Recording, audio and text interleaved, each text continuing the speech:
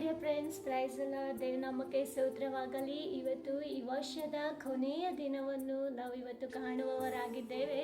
ದೇವರ ಮಹಾಕೃಪೆಯಿಂದ ಈ ವರ್ಷದ ಪ್ರಾರಂಭ ದಿನವನ್ನು ಕಂಡಂಥ ನಾವುಗಳು ಈ ವರ್ಷದ ಕೊನೆಯ ದಿನವನ್ನು ಕೂಡ ಕಾಣುವಂಥ ರೀತಿಯಲ್ಲಿ ದೇವರು ನಮ್ಮ ಜೀವಿತದಲ್ಲಿ ಅದ್ಭುತಗಳನ್ನು ಮಾಡಿದ್ದಾರೆ.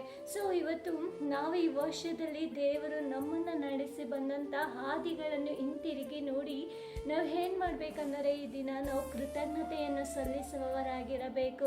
ಸೊ ನಾವು ನೋಡಿಕೊಳ್ಳುವುದಾದರೆ 103ನೇ ಕೀರ್ತನೆ 2ನೇ ವಚನದಲ್ಲಿ ಈ ರೀತಿಯಲ್ಲಿ ಹೇಳಲ್ಪಡುತ್ತದೆ, ನನ್ನ ಮನವೇ ಯೆಹೋವನನ್ನು ಕೊಂಡಾಡು, ಆತನ ಉಪಕಾರಗಳಲ್ಲಿ ಒಂದನ್ನು ಮರೆಯಬೇಡ ಎಂಬುದಾಗಿ.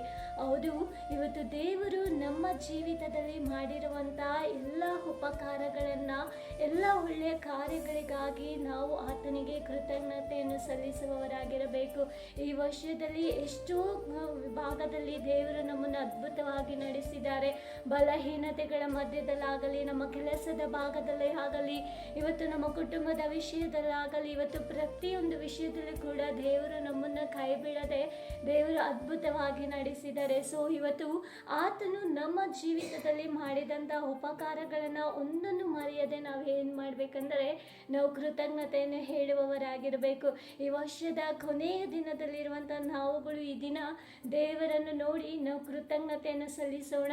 ಯಾಕಂದರೆ ಇವತ್ತು ಈ ವರ್ಷದ ಪ್ರಾರಂಭದಲ್ಲಿದ್ದಂಥ ಎಷ್ಟೋ ಮಕ್ಕಳು ಈ ವರ್ಷದ ಈ ಕೊನೆಯ ದಿನವನ್ನು ಕಾಣುತ್ತಾ ಇಲ್ಲ.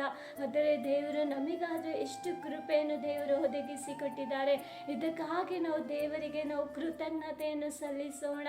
ಒಳ್ಳೆ ಆರೋಗ್ಯಗಳಿಗಾಗಿ, ಒಳ್ಳೆ ಕುಟುಂಬವನ್ನು ದೇವರು ಕೊಟ್ಟು ನಡೆಸಿದ್ದಕ್ಕಾಗಿ ನಾವು ಈ ದಿನ ನಾವು ದೇವರಿಗೆ ಕೃತಜ್ಞತೆಯನ್ನು ಸಲ್ಲಿಸುವಾಗ ದೇವರು ಖಂಡಿತವಾಗಲು ದೇವರು ನಮ್ಮನ್ನು ಆಶೀರ್ವದಿಸುವ ಆತನಾಗಿದ್ದಾನೆ.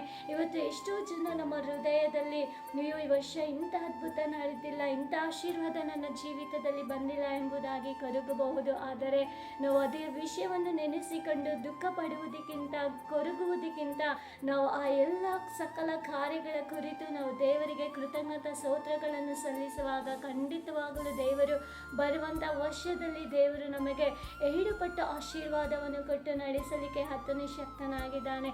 Thank you. God bless you.